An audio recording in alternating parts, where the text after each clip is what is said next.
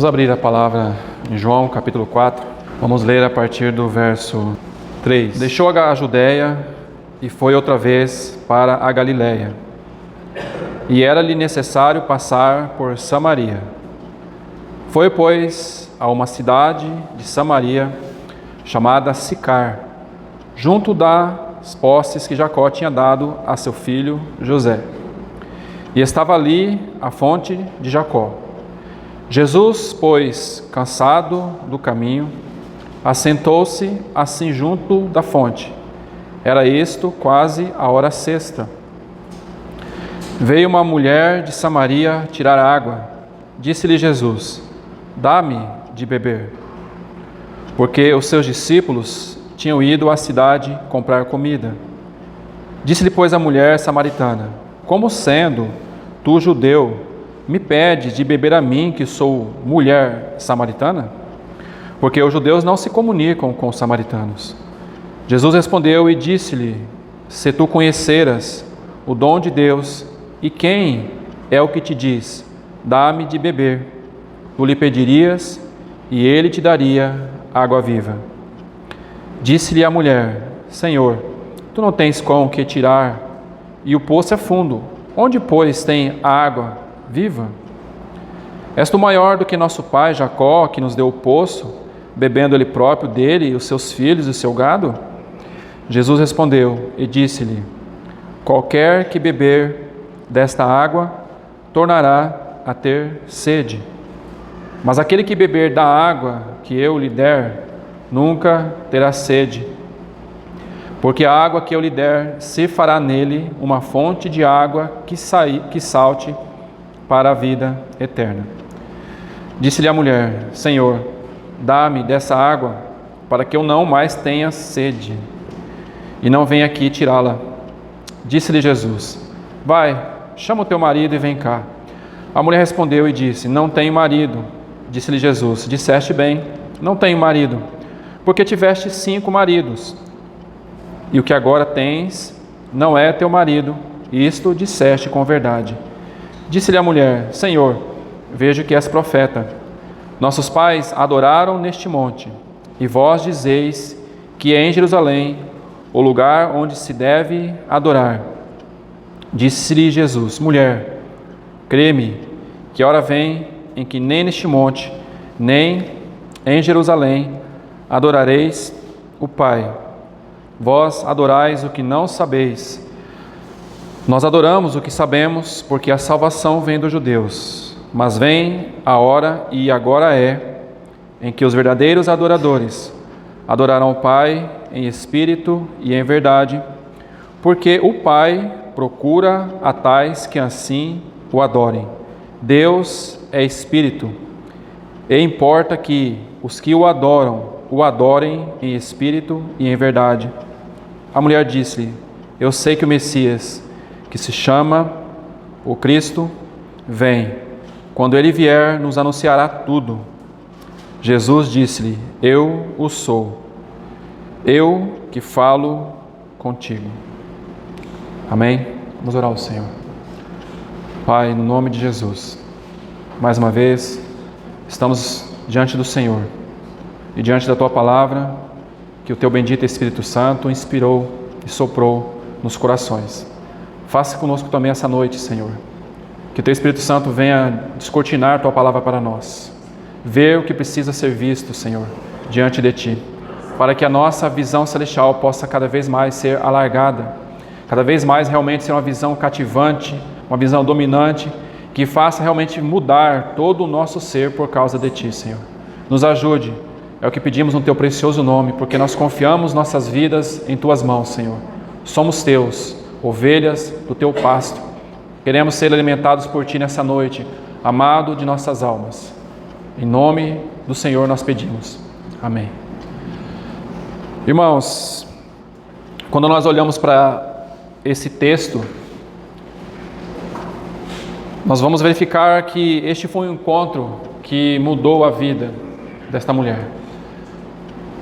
E assim também outros textos na palavra, que quando o Senhor Jesus ele se encontrava com alguém, as vidas eram mudadas. Porque é assim de fato, irmãos, que acontece com todos aqueles que realmente têm um encontro com o Senhor. Suas vidas são mudadas. Nós não estamos falando de vidas perfeitas, nós estamos falando de vidas mudadas. Porque vidas perfeitas, sem pecado, nós só teremos quando o nosso Senhor se manifestar dos céus, com glória. Então nós também seremos manifestados com Ele. E aí então nós teremos uma vida perfeita, sem pecado. Mas o que nos traz essa palavra é sobre encontros que transformam vidas. Nós bem sabemos que também aqui no Evangelho de João, no capítulo 9, é um encontro do Senhor Jesus com o cego de nascença. E nós sabemos que a vida daquele homem foi também uma vida de mudança. Como também aquele encontro do Senhor com Paulo no caminho de Damasco foi uma vida de mudança. O encontro do Senhor com Pedro, com João, com Tiago, todos que tiveram um encontro com o Senhor Jesus, suas vidas foram mudadas. Ainda que eles, assim como nós, fossem errantes, indignos, cheios de trabalho para o Senhor, todavia o Senhor não os deixou, assim como também o Senhor não nos deixa. Quem deixa o Senhor somos nós mesmos. O Senhor nunca nos deixa, o Senhor nunca nos desampara, porque o que nos faz separação entre nós e o nosso Deus são os nossos pecados. É isso que deixa a face do nosso Senhor encoberta para nós. Mas o Senhor sempre está de braços abertos, com o seu coração misericordioso, com o seu coração de amor. Ele não lança os nossos pecados no seu rosto, porque Ele é um Deus de amor, Ele é um Deus de misericórdia. E aqui está uma mulher do qual o Senhor usou de misericórdia. Não era normal fazer esse caminho para chegar até onde o Senhor estava indo. Mas aqui o verso 4 diz assim: era necessário passar por Samaria. Assim também como foi necessário em nossas vidas o Senhor passar no nosso caminho. Porque se não fosse assim, nós nunca teríamos encontrado o Senhor. Mas foi necessário também nas nossas vidas o Senhor se colocar no nosso caminho, para termos uma decisão diante do Senhor. Então era necessário o Senhor passar por esse caminho. E ele chega a essa cidade chamada Sicar, uma cidade samaritana. E então vem esta mulher tirar a água para dar aos animais. Mas não era algo comum, principalmente naquele horário, porque era um horário de um sol muito escaldante. E ali estava o nosso Senhor cansado daquela viagem, cansado daquele caminho. E esse cansado mostra mais uma vez que o nosso Senhor foi um homem realmente feito de carne como nós, que sentia cansaço, que sentia calor, que sentia sede, que sentia fome. O Senhor Jesus foi sim a nossa semelhança feita em carne. Ele desceu do céu, o verbo vivo que desceu do céu. Então ele sentiu o que nós todos também sentimos na nossa natureza humana. Claro, irmãos, ele foi o Senhor sem pecado. Nele não houve pecado algum. E graças ao Senhor por isso, porque se nele tivesse pecado, nós não teríamos condições de sermos salvos. Mas porque nele não houve pecado, então nós, pecadores, encontramos com aquele que tem uma vida santa, como é o nosso Senhor. Então ele estava ali cansado da viagem. E o texto vai nos dizer, no verso 7, que essa mulher chegou e disse: o Senhor pede para dar-me de beber. Dá-me de beber. E ela acha muito estranho, porque como sendo tu judeu, pede água a mim, a uma mulher samaritana? Porque os judeus não se davam com os samaritanos. E onde nós vamos ver que realmente os judeus não se davam com os samaritanos? Quando nós olhamos para aquele texto de 2 Reis, no capítulo 17, a partir do verso 24, nós não vamos abrir ainda, nós vamos ver que ali é quando os judeus são misturados com os samaritanos. Mas antes de entrarmos nesse texto, nós temos que verificar que o Senhor está caminhando em direção a esse caminho de hostilidade, porque era um caminho hostil. Os judeus não se davam com o samaritano, mas ele tinha um propósito ali. Ele tinha que salvar uma vida. Ele tinha que se encontrar com aquela mulher. Porque aquela mulher, nós vamos ver no texto também, o texto nos diz isso também, que por causa daquela mulher, o testemunho daquela mulher, muitas vidas em Samaria foram salvas por causa daquela mulher. Eu fico imaginando quando aquela mulher, o verso 28 vai dizer que deixou a mulher, o Senhor, porque os discípulos chegam no verso 27 e acham interessante como que o Senhor está conversando com a mulher.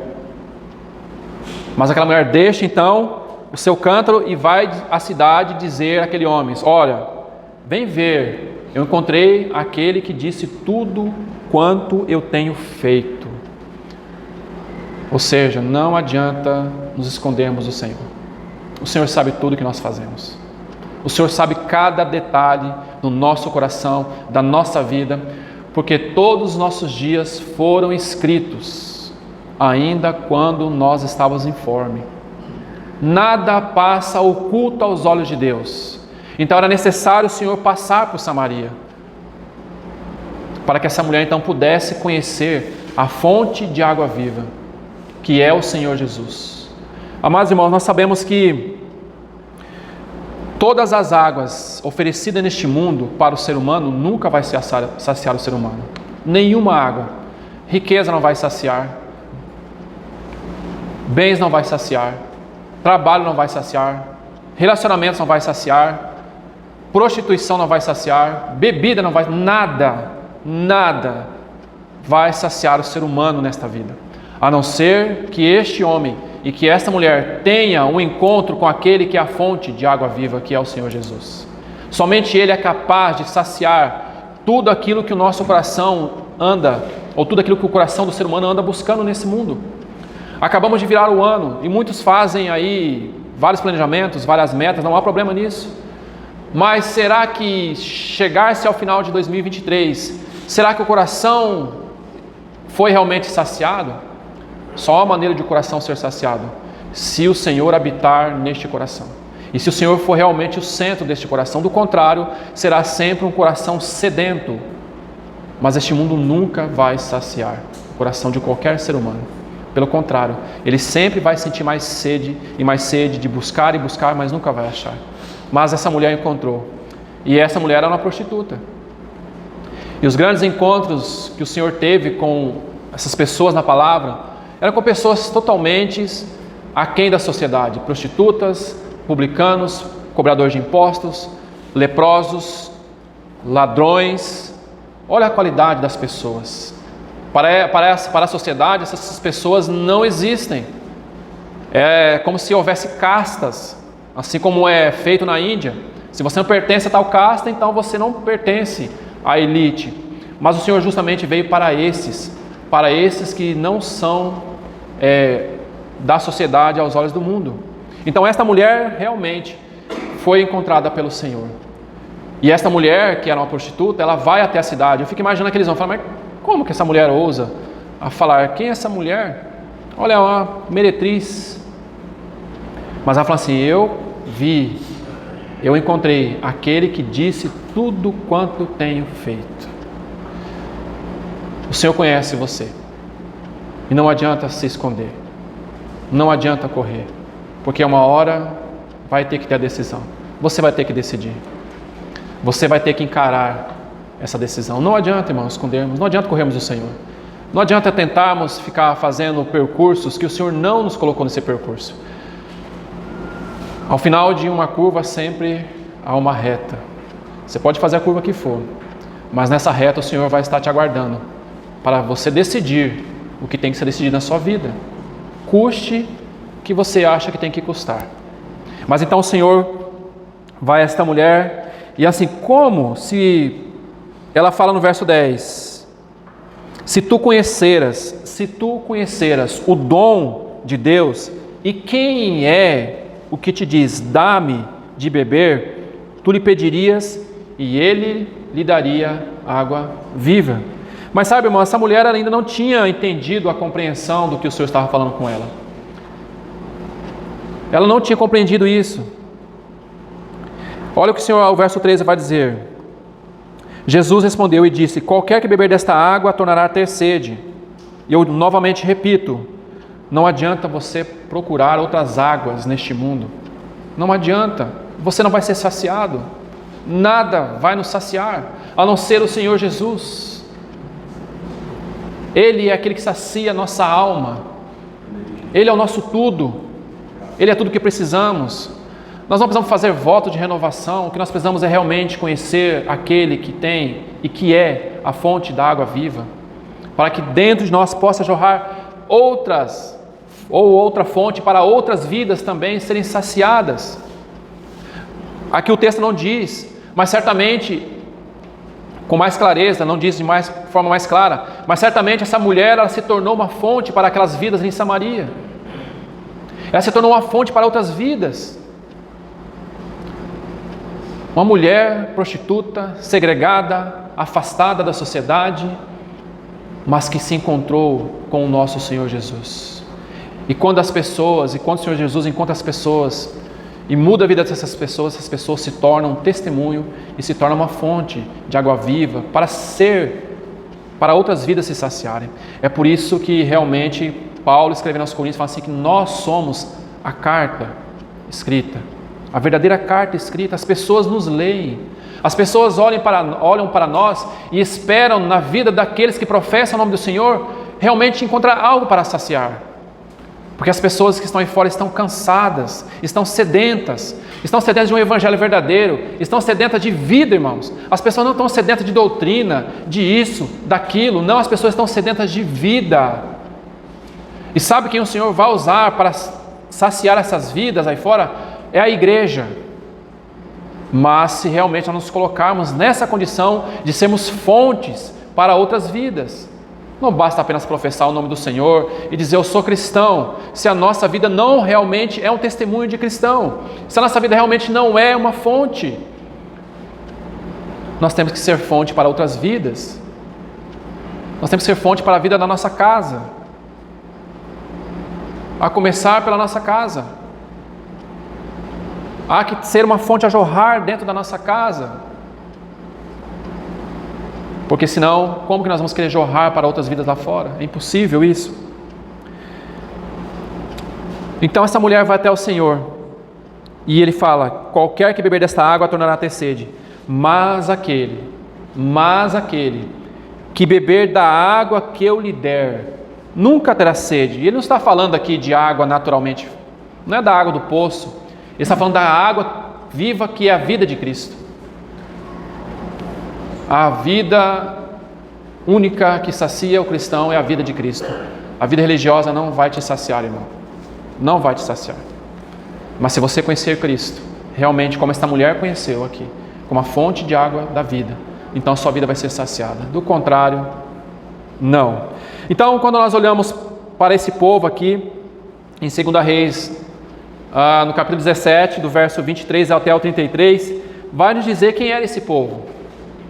O texto vai nos dizer que quando os assírios conquistaram Israel e levaram as 10 tribos do norte ao cativeiro, os samaritanos ocuparam o país que antes pertenciam à tribo de Efraim e à meia tribo de Manassés. E a capital ali era Samaria. E nós vamos ver alguns detalhes nesse texto que vão nos ajudar a compreendermos algumas coisas acerca dessa questão dos samaritanos. E esses estrangeiros, eles se casaram com a população israelita, que ainda estava ali dentro de Samaria. E por isso, irmãos, esses samaritanos, eles tinham os princípios de adorar os deuses da sua própria nação. O texto vai dizer, o verso 29 desse capítulo 17 de 2 Reis, vai nos dizer o seguinte: porém, cada nação fez os seus deuses e os puseram nas casas dos altos, que os samaritanos fizeram, cada nação nas cidades em que habitavam. E tem vários aí. De Babilônia fizeram Sucote e Benote, de Cuta fizeram Nergal, de Amate fizeram Azima, os aveus fizeram Nibás e vai tantos outros. E o verso 32 é muito interessante, porque também temiam ao Senhor, e dos mais baixos do povo fizeram sacerdotes dos lugares altos, os quais lhe faziam o ministério nas casas dos lugares altos. Assim, temiam ao Senhor, mas também serviam aos seus deuses, segundo o costume das nações, dentre as quais tinham sido transportados. Ou seja, os samaritanos eram uma mistura de judaísmo e idolatria. Nos parece que isso não está muito longe dos nossos dias atuais, não. Quando nós olhamos para algumas práticas, em algumas situações, no que concerne a adoração. E aqui o Senhor para esta mulher, ele vai dizer o que é realmente a adoração. Ele vai mostrar para essa mulher o que é e quem é realmente que deve ser adorado. Ele vai mostrar para essa mulher aqui, do verso 20 ao verso 24, realmente o que é, amados irmãos, a adoração. Porque há uma mistura muito grande em termos de adoração entre aqueles que professam o nome do Senhor. Seja de várias formas. Principalmente no que concerne a música, a cânticos, a instrumentos. Há uma mistura muito grande. Então a questão é, qual é a música da moda? Qual é a música da moda? Então vamos ensaiar a música da moda e vamos colocar para o povo cantar. Mas será que essa música da moda, ela é cristocêntrica? Será que o Senhor, ele é o centro ali desta canção? Ou será que é apenas um barulho bom, uma harmonia boa? Será que os instrumentos estão bem harmoniosos? Mas quando nós olhamos para as canções, nós temos que olhar a letra, nós temos que olhar se aquilo realmente está alinhado à palavra de Deus. Porque ele vai dizer no texto aí, vai ter várias partes desse texto aí, nós não vamos ler para ganharmos tempo. Então vai falar, segundo os costumes. Então o costume vai tomando conta. E vai tomando conta e o costume, não, eu vim assim, eu fui criado assim, da onde eu vim, eu trouxe esse costume, e vai colocando o costume dentro da vida da igreja, no que concerne a adoração. Mas não é o costume. A questão é, o Senhor é o centro, é Ele que é o digno de louvor, é Ele que realmente tem toda a primazia. Porque se nós nos deixarmos conduzir por nós mesmos, nós vamos cantar canções realmente que vai inflar o nosso ego, canções que nós gostamos. Agora, as canções que nós gostamos são as canções que a igreja deve adorar ao Senhor? São as canções que o Espírito Santo tem direcionado? São as canções que estão de acordo com a palavra de Deus? São perguntas que nós precisamos fazer. Porque, irmãos, adoração não é cantar música. Não. Adoração é a uma pessoa. A adoração tem um foco, o nosso Senhor Jesus. Ele é o único digno de adoração. Então nós temos que passar isso. Mas esse povo não, eles continuavam, temiam ao Senhor, mas também serviam aos seus deuses. Por isso que esse encontro com essa mulher mudou a vida dela. E ela fala, Senhor, eu vejo que tu és profeta. Mas antes disso, o Senhor indaga aquela mulher, chama teu marido. Ela falou, Senhor, não tenho marido. Ele falou, realmente, disseste bem, porque você já teve 5, e o que agora tem não é teu marido. Será que o Senhor estava sendo radical com essa mulher? Será que o Senhor estava querendo espizinhar? Não. Ele estava querendo justamente abrir o coração dela, para que ela pudesse ver o pecado dela, se arrepender e seguir o Senhor. Irmãos, quando o Senhor expõe os nossos pecados, não é no sentido de nos fazer sofrer, mas é para mostrar realmente que nós necessitamos confessar os nossos pecados, expor diante do Senhor, para que possamos seguir o Senhor. É isso que o Senhor faz com os nossos pecados. E era isso que o Senhor estava fazendo com aquela mulher. Uma mulher de condição vil, uma mulher que estava a par, ao lado da sociedade, que não era vista. Mas sabe, irmãos, quando Paulo escreve em Romanos capítulo 10, verso 20, ele vai dizer assim que eu fui, citando Isaías 65:1, eu fui achado pelos que não me buscavam. Eu fui manifestado aos que por mim não perguntavam.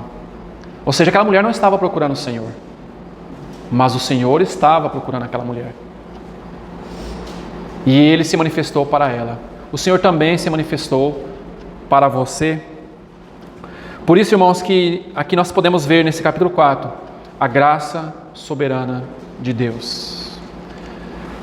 E há um texto que nos chama a atenção, que é 1 Coríntios capítulo 1, verso 27 e verso 28. Eu vou citar para os irmãos, para nós ganharmos tempo. É que Deus escolheu as coisas loucas ou as tolas deste mundo para confundir as sábias. E Ele escolheu, foca nesta palavra, Deus escolheu, Ele escolheu, Ele quis, Deus escolheu. E para aquela sociedade, para aqueles homens de Samaria, aquela mulher talvez era a menos indicada, né? Então, às vezes, olhamos para a pessoa, mas como que você pode ser um cristão? Deus escolheu. E se Deus escolheu, quem somos nós para dizer algo diferente? Deus escolheu. Então Deus escolheu as coisas loucas deste mundo para confundir as sábias.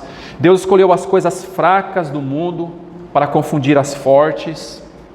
E Deus escolheu as coisas vis do mundo, as que são desprezadas. E Deus escolheu as coisas que não são para reduzir a nada as que são. Esse é o Deus de misericórdia. Este é o Deus de amor. E todos nós fomos alcançados por essa misericórdia e por esse amor do Senhor. Nenhum de nós aqui não foi alcançado pelo nosso mérito, pela nossa jornada cristã já avançada, não. O Senhor escolheu. Assim Ele quis. Assim estava no propósito eterno de Deus, nos escolher para Ele. Pessoas vis, desprezadas, que não são nada, mas o Senhor escolheu. Assim como Ele escolheu aquela mulher. E mais do que isso, irmãos, o Senhor escolheu, sabe para quê? Para agora, através dessas coisas vis, desprezadas, fracas, ou seja, as pessoas esses que são considerados como nada para essa sociedade, para este mundo. Quando o cristão ele é muito aplaudido pelo mundo, temos que ter cuidado. Quando o cristão começa a ser muito amigo do mundo, temos que ter cuidado. Porque é totalmente ao contrário. O mundo crucificou o nosso Senhor naquela cruz. Crucificam. Então, quando o cristão ele se torna muito amigo do mundo, tem que haver um sinal de alerta. Então, amados irmãos, esses fracos, esses tolos, esses vis, esses desprezados, é para mostrar a este mundo orgulhoso a sua necessidade, a sua graça. É para mostrar a este mundo perdido que nascimento, status social, condição financeira, poder e reconhecimento não podem garantir a vida eterna. Eu vou repetir isso. Este mundo que admira o nobre nascimento, status social, sucesso financeiro, poder e reconhecimento não pode garantir a vida eterna. Tudo isso é algo que causa sede a essas vidas. Isso não jorra nada de vida eterna. Pelo contrário, cada vez mais que a pessoa quer ter um status social, mais ela se afunda. Cada vez mais que ela quer ter sucesso financeiro, mais ela se afunda. Porque quanto mais ela quer, mais ela vai buscar. E isso não vai saciar o seu coração. Mas aquele que realmente conhecer o Cristo, o Filho do Deus vivo, realmente essa vida será saciada. Porque para esta pessoa, ele será o tudo. E através dessa vida, quando o Senhor expõe a realidade interior desta mulher, quando ele fala assim, chama teu marido. Fala, mas não tenho marido. Sim, você não tem marido. Você teve 5 maridos. E esse agora não é teu marido. O Senhor Jesus realmente, ele estava querendo mostrar para aquela mulher a verdade da palavra e o poder do Espírito Santo. Fala, agora vem cá. Eu vou lhe mostrar o que realmente é viver uma vida diante de mim. E ela indaga o Senhor, eu vejo que tu és profeta. Mas uns dizem que nós devemos adorar no Monte Gerizim, que aqui é o Monte Gerizim. Mas vocês, judeus, dizem que é no templo, lá em Jerusalém. E que o Senhor disse para ela, mulher, crê e vem a hora em que nem neste monte e nem em Jerusalém ou no templo vocês vão adorar o Pai. O Senhor abre o caminho no coração daquela mulher. O Senhor abre o coração no caminho daquela mulher. O Senhor consegue encontrar um ponto no coração daquela mulher, porque Ele tocou no problema dela. Ele tocou no seu pecado. E é isso que o Senhor faz conosco, irmãos. Porque pecados escondidos nos impedem de ver a luz de Cristo. Pecados escondidos nos impedem de ver a luz de Cristo. Por isso, ele abriu o coração daquela mulher e disse: eis aí o teu pecado. Eis aí o teu pecado. Então ele vai dizer para esta mulher acerca da adoração. E ele vai mostrar para essa mulher que agora, onde não é importante, é como e quem. Não é onde é importante, irmãos, é como e quem. Você pode estar no mais profundo abismo, mas se você tiver a compreensão de que o Senhor é o único digno de adoração, você vai adorar o Senhor. Você pode estar num leito de um hospital, mas se você compreender que o Senhor é aquele único digno de adoração, então você vai adorar. Não é o lugar, não é o modo, mas é quem e como. E voltando para agora aqui, 2 Reis, dentro desse contexto, irmãos, da adoração, nós vamos verificar que houve um rei que ele restabeleceu o culto ou adoração a Deus, o rei Ezequias.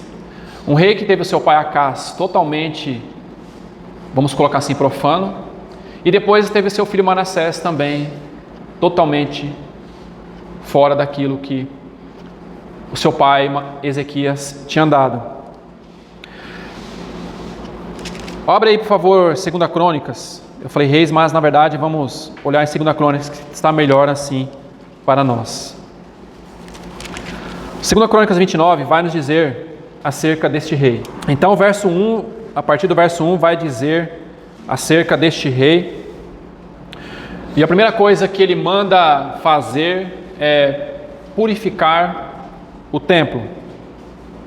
Purificar o templo.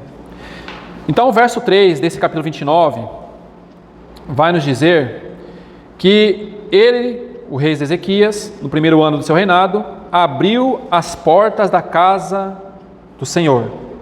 Por que ele fez isso? Porque o capítulo 28, verso 24, vai dizer que Acás, ele juntou todos os utensílios da casa de Deus, fez em pedaço e fechou a porta ou as portas da casa do Senhor. E não somente isso, fez para si altares em todos os cantos de Jerusalém. Então Ezequias, a primeira coisa que ele faz, ele abre as portas do templo e repara essas portas. O segundo passo que ele dá está no verso 5. E disse-lhes, ele diz isso aos sacerdotes e os levitas, no verso 4, que tinham se juntado na praça oriental. Ele fala assim: santificai-vos agora e santificai a casa do Senhor. Observe, interessante, primeiramente é uma questão de pessoal. Santificai-vos agora e depois a casa do Senhor. Porque a adoração, irmãos, começa na nossa casa. A adoração não é o lugar. Eu vou à igreja para adorar. Sinto te dizer que você não vai à igreja, porque você é a igreja. Você faz parte da igreja. Então eu vou porque lá vai ter um momento que vai saltar umas luzes, uma fumaça, e o negócio vai girar e vai rodar, então eu vou entrar no clima. Isso não é adoração. Porque adoração é uma vida que nós levamos diante do Senhor. Porque o Senhor precisa estar no trono do nosso coração. Nós temos que compreender isso, irmãos. Santificai-vos agora. Primeiramente, uma questão pessoal. Por quê? Porque se nós individualmente nos santificarmos, o que nós vamos fazer em seguida? Aí nós vamos santificarmos junto a casa do Senhor. Compreende, irmão? Como a nossa vida, ela não é descompartimentada da vida da igreja. A nossa vida, ela tem que ser uma vida diária, aos pés do Senhor.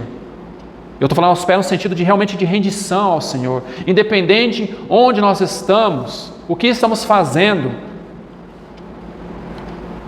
não é uma questão de lugar, não é uma questão de performance. A adoração não é performance. Adoração não é performance, irmãos. Adoração é uma vida que nós levamos diante do Senhor. Que nós reconhecemos aquele que nós adoramos. Então ele diz: santificai a casa do Senhor Deus de vossos pais e tirai do santuário a imundícia. E nós vamos ver um texto nessa questão aqui no Novo Testamento sobre essa questão de tirar do santuário a imundícia. Ele vai falar no verso 10 agora, desse mesmo capítulo. Agora me tem vindo ao coração,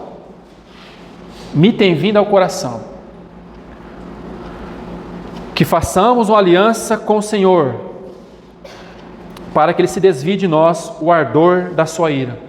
Porque Israel e Judá estava totalmente longe do Senhor, andando segundo os caminhos daqueles deuses, dos costumes do povo samaritano, que eles tinham se misturado. Então eles estavam fazendo o quê? Estavam queimando nos altos, estavam profanando, estavam pecando contra o Senhor e contra a casa do Senhor. Então ele está dizendo aqui: no meu coração, nós vamos fazer uma aliança com o Senhor. Você já fez essa aliança no seu coração com o Senhor? O que você está esperando para fazer essa aliança? Não, Senhor, primeiramente o Senhor salva lá a minha família, depois a gente conversa. Não, Senhor, salva aquele primeiro. O irmão César Conegliano diz que a carne mais dura vai para a panela primeiro. Ele vai para a panela primeiro, né? Então às vezes olhamos para as outras vidas, mas não olhamos para nós. É uma questão aqui de olharmos para nós.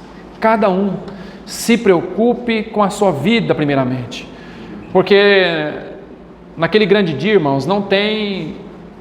Os irmãos já viram aquela motocicleta que tem um negocinho do lado, que a pessoa vai sentada? Isso é muito bem mais antigo, né? Não é que eu seja velho, mas existe uma moto que você coloca a pessoa sentada, ela vai do seu lado.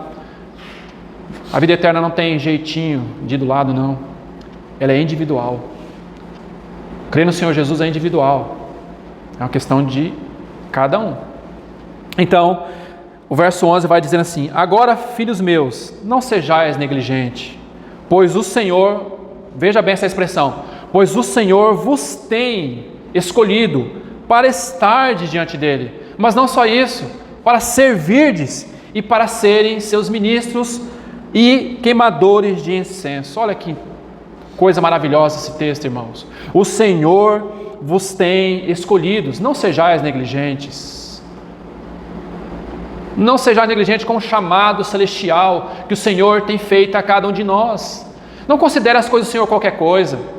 Não considere o chamado do Senhor como um chamado qualquer, como se a gente passasse um concurso público. Eu passei porque eu me esforcei. Não há esforço nosso nenhum aqui no que concerne ao nosso chamamento celestial. Deus quis nos chamar. Então o que nós temos que fazer é estarmos diante do Senhor. E olha o verso 16 agora. E os sacerdotes então entraram na casa do Senhor para a purificar e tirar para fora ao pátio da casa do Senhor toda a imundícia que acharam no templo do Senhor. E os levitas a tomaram para levarem para fora ao ribeiro de Cedron. Tira tudo para fora. Isso não serve, isso não é adoração ao Senhor. Bom, e como nós vamos ver esse texto então no Novo Testamento? Vamos primeiramente para a primeira carta aqui aos Coríntios, capítulo 3, verso 16. Não sabeis vós que sois o templo de Deus e que o Espírito de Deus habita em vós? Então, da onde é que nós temos que tirar toda a imundícia? Na linguagem do Novo Testamento. Aonde? O que nós temos que santificar? O nosso coração, porque nós somos templo do Espírito Santo de Deus. Tirai para fora, santificai-vos agora, santificai-vos agora. Olha o capítulo 6, verso 19 dessa mesma carta. Ou não sabeis que o que se une que se ajunta com a meretriz faça um corpo com ela, porque diz, serão dois uma só carne, mas o que se ajunta com o Senhor é o mesmo Espírito. Fugir da impureza, fugir da fornicação. Todo pecado que o homem comete é fora do corpo, mas o que fornica peca contra o seu próprio corpo.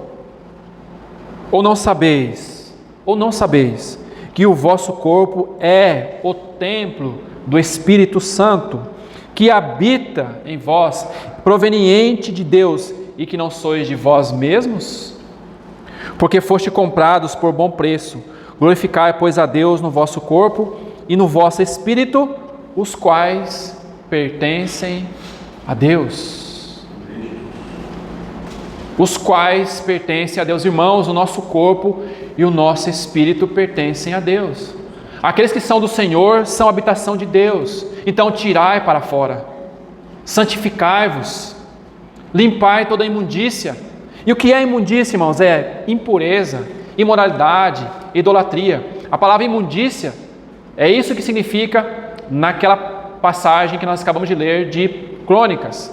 Aqui no capítulo 29, verso 5. Tirai do santuário a imundícia. Irmão, o que tem no meu e no seu coração que tem sido uma imundícia? O que tem tido no nosso coração? O Espírito Santo habita em nós. Ele habita em nós. O Senhor não habita em templos feitos por mãos humanas. Paulo dizendo assim: a este Deus desconhecido que vocês estão aí escrito, é a este que eu adoro. Ele não pode ser servido por mãos humanas. Irmãos, nós precisamos caminhar nessa vida de santidade diante do Senhor. Uma vida de santificação, de limpeza. E os sacerdotes entraram na casa do Senhor para purificar e tiraram para fora. Tira para fora tudo aquilo que tem impedido de ter uma vida santa diante do Senhor. Porque adoração não é cantar música. Adoração não é ter uma performance musical. Adoração envolve uma pessoa, e essa pessoa é o nosso Senhor Jesus. Ele é santo. Olha outro texto aí muito conhecido, 1 Pedro, capítulo 1, verso 16. Mas como é santo, Ele é santo, irmãos. O Senhor é santo. Mas como é santo aquele que vos chamou, novamente aí, Ele nos chamou, irmãos. O que nós estamos fazendo com esse chamamento? Para onde o povo de Deus está indo acerca desse chamamento? O que o povo de Deus tem feito acerca desse chamamento? Como temos considerado isso? O Senhor nos chamou. Definitivamente é uma palavra absoluta. Ele nos chamou. Assim, esse que nos chamou é santo. Sede vós também santo em toda a vossa maneira de viver. Está vendo que a adoração não é cantar canções? Porque se fosse cantar canções, um músico então não seria adorador. Um mudo não seria adorador, né? Mas o mudo muitas vezes é muito mais adorador do que aqueles que têm a fala solta. Porque há uma realidade no coração desse mudo. Porque ele encontrou Cristo e Cristo encontrou ele. Ele viu a fonte de água viva. Ele viu que agora não é onde, é como e quem adorar. Como a igreja precisa voltar para essa realidade espiritual de adoração ao Senhor. Adoração na palavra, adoração na oração, adoração na comunhão, adoração no partir do pão. Adoração, irmão, não é show. Não é show pirotécnico. Não é ficar rodopiando parecendo um peão, parecendo mais um frango destroncado. Isso não é adoração. Adoração é uma vida aos pés do Senhor, curvada aos pés do Senhor. O Senhor falando ao nosso coração e nós devolvendo aquilo que Ele fala ao nosso coração pelo Espírito. Isso é adoração. E Ele é digno de toda a adoração. Então santificai-vos, porque está escrito: sede santo, porque eu sou santo. Agora o capítulo 4 também de 1 Pedro diz, no verso 2: para que no tempo que vos resta na carne, não vivais mais segundo as concupiscências dos homens, mas segundo a vontade de Deus. Porque nos basta que no tempo passado da vida fizéssemos a vontade dos gentios, andando em dissoluções, concupiscências, embriaguezes, glutonarias, bebedices e abomináveis idolatrias. Idolatrias. Dentro desse texto, também aqui agora em 2 Coríntios 6, 16, que fala acerca dessas questões, de que basta no tempo que nós vivíamos no passado. Olha o que o texto diz aí em 2 Coríntios capítulo 6, verso 15. Que concórdia há entre Cristo e o Belial? O povo se misturou lá em 2 Reis. O povo de Israel se misturou com os samaritanos e andaram segundo os seus costumes. Então, que concórdia há entre Cristo e Belial? Ou que parte tem o fiel com o infiel? Que parte tem o cristão com o mundano? Que parte tem o santo com o profano? Que parte tem o templo do Espírito Santo com o templo a Baal? Qual é a parte que tem, irmãos? Nenhuma. Nenhuma. Absolutamente nenhuma. Sede santos, porque eu sou santo. Sede santo em toda a vossa maneira de viver. No falar, no vestir, no comprar, no ser, no andar. Esta mulher teve a vida dela transformada. Eu penso que nós não teremos tempo para encerrarmos este assunto aqui. Mas se o Senhor nos permitir, nós voltaremos numa outra oportunidade e vamos encerrar essa questão da adoração e como que isso fez diferença na vida dessa mulher. Essa mulher mudou com seu testemunho de vida a vida daquela pequena aldeia. Sicar.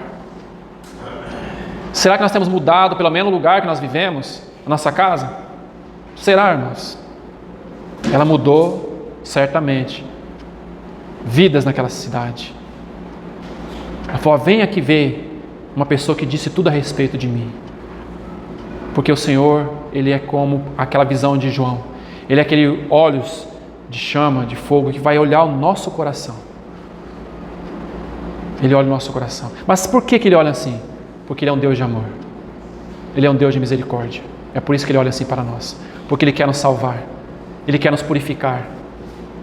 Esse é o nosso Deus. Então Ele vai falar assim: que consenso tem o templo de Deus com os ídolos? Que consenso tem o cristão com os ídolos? Ah, mas eu não me coloco diante de uma imagem. Sim, mas você se coloca muitas vezes diante do dinheiro, do trabalho, do lazer, da roupa. É um ídolo também? Ou não é um ídolo? Tudo aquilo que toma o nosso coração do Senhor é ídolo. Então, não há consenso. Porque vós sois, não está dizendo será. O que está dizendo é que nós somos o templo do Espírito Santo. Templo de Deus, Deus vivente. Porque o nosso Deus é um Deus vivo. Ele ressuscitou e Ele está à destra da majestade de Deus nas alturas. Bendito seja o Senhor, irmãos. Ainda que nós, como Efésios 2, Efésios 1 vai falar que nós estamos sendo trabalhados pelo Espírito para sermos a habitação de Deus no Espírito, isso é uma verdade. Nós estamos sendo trabalhados. Mas por que nós estamos sendo trabalhados assim? Porque nós já somos templo do Espírito Santo de Deus. Nós não seremos, nós já somos. Então é o que o texto está dizendo para nós. Então o Senhor disse: neles habitarei, entre eles andarei, eu serei o seu povo, eu serei o seu Deus, e eles serão o meu povo. Por isso que ele está dizendo aí, esses versos anteriores: sai do meio deles, tirai para fora do templo, tire para fora, santificai-vos, tire toda a imundícia, sai do meio deles, apartai-vos, diz o Senhor, e não toqueis em nada. A palavra aí é imundo, o mesmo contexto que nós estamos aqui lendo no texto, imundo. E eu vos receberei, eu serei para vós pai, e vós sereis para mim filhos e filhas, diz o Senhor Todo-Poderoso. Ora, amados, pois que temos tais promessas, essas promessas que o Senhor está falando aí nos versos anteriores. Purifiquemo-nos, sede santo, porque eu sou santo. Purifiquemo-nos de toda imundícia. Há uma versão que fala impureza, da carne e do espírito, aperfeiçoando a santificação no temor de Deus. Então ele está falando de duas coisas aí: imundície da carne e imundície do espírito, que nós devemos nos purificar. O que é imundície da carne? Bom, irmãos, nós podemos dizer que são as coisas relacionadas ao nosso corpo, os pecados relacionados ao nosso corpo. Por isso nós vemos aquele texto de 1 Pedro capítulo 4.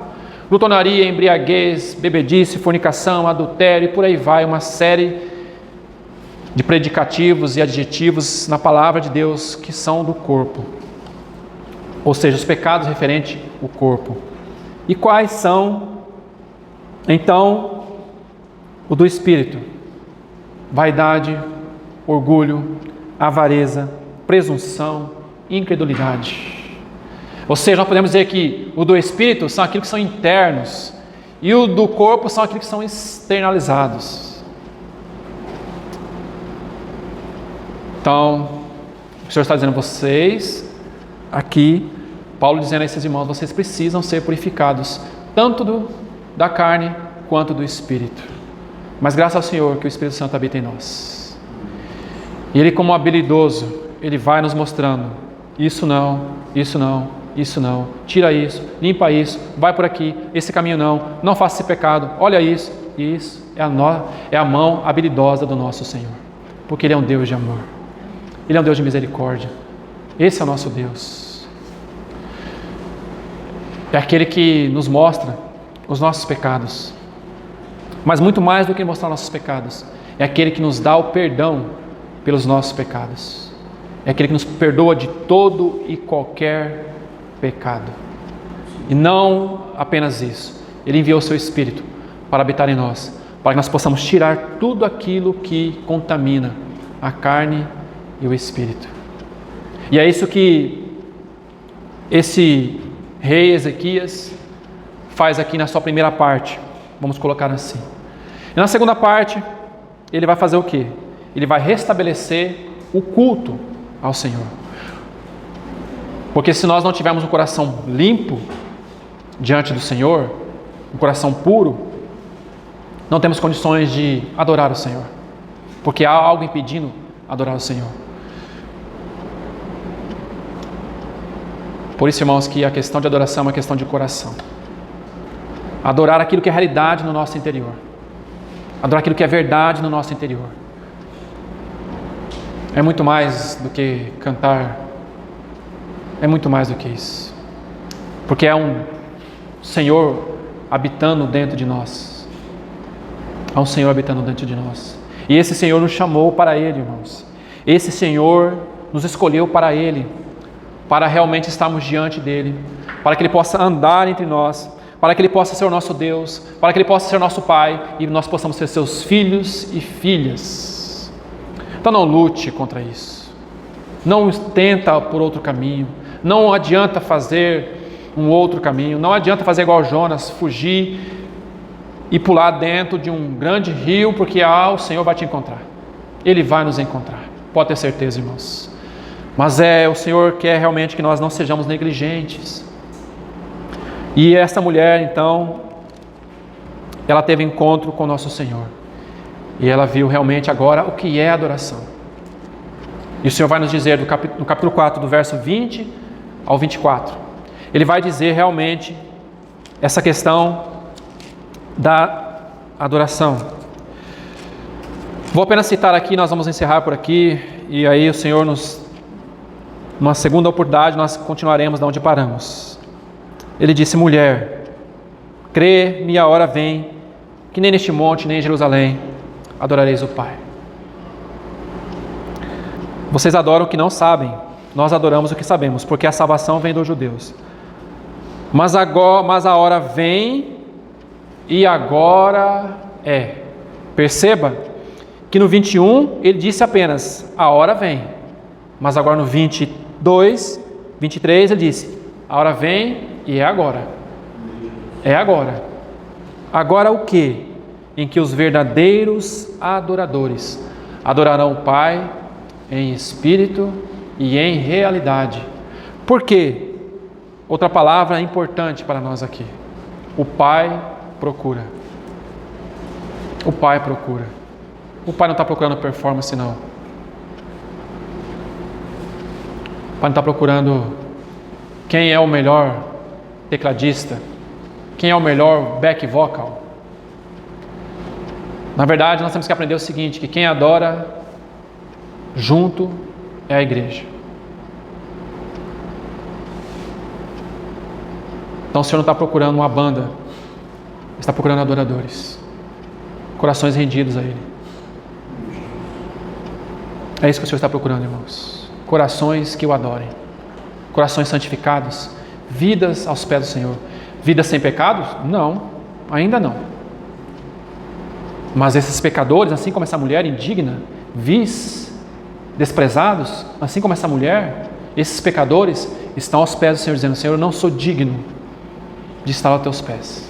Eu não mereço, Senhor. Mas o Senhor quis assim. O Senhor me chamou. O Senhor me santificou. O Senhor fez de mim uma habitação para Ti. Então o que eu faço para Ti, Senhor? Eu me purifico. Eu me santifico para estar diante do Senhor. É isso, irmãos. Isso é realmente o que o Senhor tem procurado. Esses adoradores que o Pai tem procurado. Porque Deus é Espírito. E importa que os adoradores o adorem em espírito e em verdade. Se o Senhor nos permitir, nós temos um outro aspecto sobre a questão do rei Ezequias, quando então ele manda abrir o templo. E depois nós vamos ver em outra passagem, no Novo Testamento, acerca de realmente o que é a adoração. Nós vamos ver 2 capítulos em Apocalipse esplêndidos, porque a adoração ela vem de cima para baixo. Lá nós vamos olhar para o Senhor, sobe para aqui e eu vou te mostrar. Amém? Que o Senhor nos ajude e ache em nós esses corações para Ele. Vamos orar ao Senhor. Obrigado, Senhor Jesus, pela Tua palavra, porque nós não éramos dignos, nós não tínhamos qualquer chance, mas o Senhor, com Teu olhar de amor, olhou para nós, nos salvou e nos chamou para Ti, e nos fizeste habitação para podermos Te adorar, para podermos viver uma vida aos Teus pés. Obrigado, Senhor. O Senhor é tão bondoso, o Senhor é tão misericordioso, o Senhor é tão magnífico. Ó Senhor, quando nós olhamos para esta mulher, nós também éramos como ela. Nós éramos vis aos olhos de tantos, mas o Senhor nos chamou. Obrigado pelo Teu amor, obrigado pela Tua misericórdia. É só o Senhor mesmo, é só o Senhor mesmo, porque os outros não olharão para nós com misericórdia. Mas o Senhor nos olhou com um olhar de misericórdia, um olhar de amor. Que o Senhor faça em nós, assim como o Senhor fez naquela mulher. Nos dê dessa água viva que é o Senhor mesmo, para que possamos jorrar para outras vidas, porque Tu és a fonte de água viva, amado Senhor. Amém.